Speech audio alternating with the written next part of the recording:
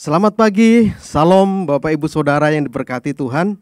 Pada kesempatan pagi ini, saya sangat senang. Kenapa? Karena pagi hari ini Tuhan memberkati kita dengan luar biasa. Dan pada pagi hari ini Bapak Ibu Saudara, saya akan memberikan tema yaitu perumpamaan tentang anak yang hilang. Perumpamaan tentang anak yang hilang di dalam Lukas 11 ayat 1 sampai 32. Bapak Ibu Saudara yang diberkati Tuhan, Bapak Ibu Saudara bisa membaca di sana. Tetapi di dalam kisah ini saya menemukan dua hal Bapak Ibu Saudara. Saya menemukan dua hal ini yang sangat luar biasa dan patut kita pelajari Bapak Ibu Saudara. Kenapa si bungsu ini bisa menghadapi atau mengalami situasi yang sangat luar biasa. Sangat-sangat melarat dan kekurangan gitu kira-kira Bapak Ibu Saudara. Kenapa Bapak Ibu Saudara? Nah, di sini saya menemukan ada dua hal Bapak Ibu Saudara. Kenapa seperti itu? Hal yang pertama, hidup dalam kendali diri sendiri. Bapak Ibu Saudara yang diberkati Tuhan, di dalam ayat 13 di sana dikatakan bahwa begini. Beberapa hari kemudian anak bungsu itu menjual seluruh bagiannya itu lalu pergi ke negeri yang jauh. Di sana ia memboroskan harta miliknya itu dengan hidup berfoya-foya. Bapak Ibu Saudara yang diberkati Tuhan, memboroskan hartanya dan hidup berfoya-foya. Hidup dalam kendali diri sendiri Bapak Ibu Saudara.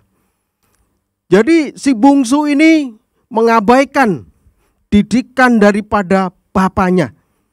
Mengabaikan didikan daripada bapaknya. Jadi boleh saya katakan si bungsu ini anak ndablek saudara.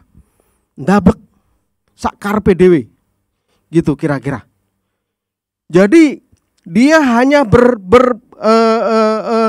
hidup dia itu hanya kendali diri sendiri, berpikiran sendiri gitu kira-kira. Masa bodoh dengan yang lain gitu. Jadi begitu dia mendapatkan harta dari bapaknya, dia cuma yang ada di dalam pikirannya adalah menghabiskan, memboroskan dan hidup berfoya-foya. Gitu. Jadi nggak ada lain selain itu. Bersenang-senang, berpesta pora dan lain sebagainya Bapak Ibu Saudara. Karena dia mengabaikan didikan daripada orang tuanya. Bebal nih anak. Nggak manut. Nah, Bapak Ibu Saudara, di Amsal 8 ayat 33 di sana dikatakan dengarlah didikan, maka kamu menjadi bijak, janganlah mengabaikannya. Si bungsu ini Bapak Ibu Saudara, dia mengabaikan nggak cuma didikan daripada bapaknya, tetapi didikan daripada surga, yaitu daripada Tuhan itu sendiri. Jadi jelas hidupnya tidak bisa bijak dalam hidup sehari-hari dia saudara. Cuma berpengertian bahwa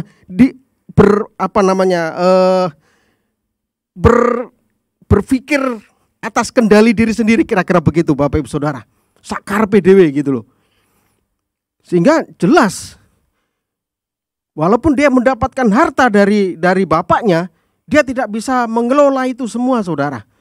Yang ada di dalam pikirannya hanyalah menghabiskan uang itu, menghabiskan hartanya dan hidup berfoya-foya. Cuma itu yang ada di dalam pikirannya. Karena apa? Dia tidak bisa bijak dalam mengelola uang itu. Tidak bisa bijak mengelola harta yang dia dapat dari bapaknya itu. Ini saudara. Nah, di Galatia 5 ayat 25 pun di sana dikatakan jikalau kita hidup oleh roh, baiklah hidup kita juga dipimpin oleh roh. Bapak Ibu Saudara, si bungsu ini mengabaikan didikan daripada Allah. Sehingga roh Tuhan tidak ada di dalam dirinya. Maka hidupnya tidak dipimpin oleh roh. Jelas sekali saudara. Hanyalah berpedoman kepada dirinya sendiri, pikirannya sendiri. Sehingga jelas hidupnya hanyalah berfoya-foya. Tidak memikirkan, oh ya, bagaimana caranya mengelola harta ini supaya bisa bertambah, lebih maju lagi, lebih besar lagi. Tapi yang ada hanyalah menghabiskan, memboroskan, berfoya-foya dan lain sebagainya. Bapak Ibu Saudara. Bahkan di Keluaran 20:12 jelas sekali saudara, hormatilah ayah ibumu. Nah, si bungsu ini tidak menghormati ayahnya, orang tuanya. Sehingga apa yang terjadi saudara? Dia hampir mati. Hampir mati. Kelaparan. Inilah contoh anak yang dablek saudara.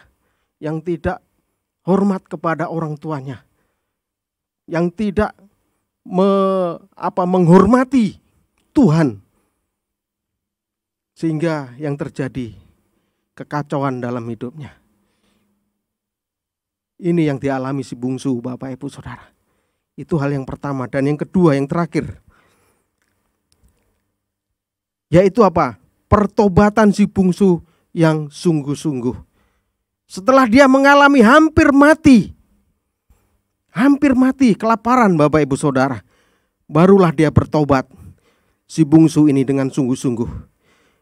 Kita baca di dalam ayat 18, 19 dan 21. Aku akan bangkit dan pergi kepada bapakku dan berkata kepadanya, Bapa, aku telah berdosa terhadap sorga dan terhadap Bapa. Ayat 19, aku tidak layak lagi disebutkan anak Bapa. Jadikanlah aku sebagai salah seorang upahan Bapa. Dan disambung di ayat yang ke-21 Bapak Ibu Saudara. Kata anak itu kepadanya, Bapa, aku telah berdosa terhadap sorga dan terhadap Bapa. Aku tidak layak lagi disebutkan anak Bapa. Bapak Ibu Saudara, setelah dia mengalami kelaparan yang luar biasa, kebangkrutan yang luar biasa, barulah dia sadar. Dia bertobat dengan sungguh-sungguh Bapak Ibu Saudara. Apa buktinya? Dia saudara sebagai anak rela menjadi hamba. Ini adalah gambaran pertobatan yang sangat luar biasa saudara. Ini yang dialami si bungsu. Pertobatan yang sungguh-sungguh. Dari anak mau menjadi seorang hamba. Ini gak gampang saudara. Bahkan di dalam 1 Yohanes 1 ayat 9 di sana dikatakan, jika kita mengaku dosa kita, maka Ia setia dan adil, sehingga Ia akan mengampuni segala dosa kita dan menyucikan kita dari segala kejahatan. Bapak Ibu Saudara yang diberkati Tuhan. Hal yang kedua ini adalah pertobatan si bungsu yang sungguh-sungguh. Dia bertobat saudara. Minta ampun kepada Bapa dan juga kepada Tuhan. Dia rela dijadikan hamba, mau menjadi dirinya ini menjadi hamba, kira-kira begitu, upahan daripada bapaknya. Enggak apa-apa. Tapi apa yang terjadi kalau kita baca selanjutnya Bapak Ibu Saudara? Bapaknya itu menerima dia tetap sebagai anak. Karena apa?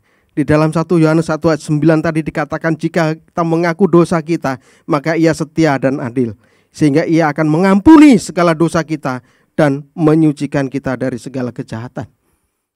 Dia rela, dia mengaku, Bapak saya salah, saya berdosa kepada Bapa dan juga kepada Tuhan. Dengan sungguh-sungguh, dengan hati yang sungguh-sungguh Bapak Ibu Saudara. Ini adalah yang dilakukan si bungsu. Maka si bungsu ini mendapat pengampunan dari bapaknya. Dan apa yang menjadi haknya dikembalikan kembali kepada si bungsu ini. Jadi Bapak Ibu Saudara yang diberkati Tuhan, biarlah dua hal ini menjadi berkat buat kita semua. Menjadi kekuatan buat kita semua. Agar hidup kita semakin diberkati.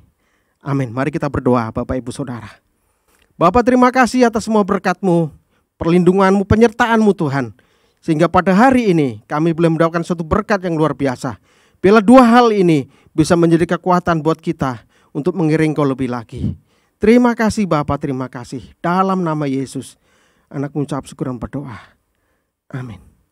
Selamat pagi, Tuhan Yesus memberkati.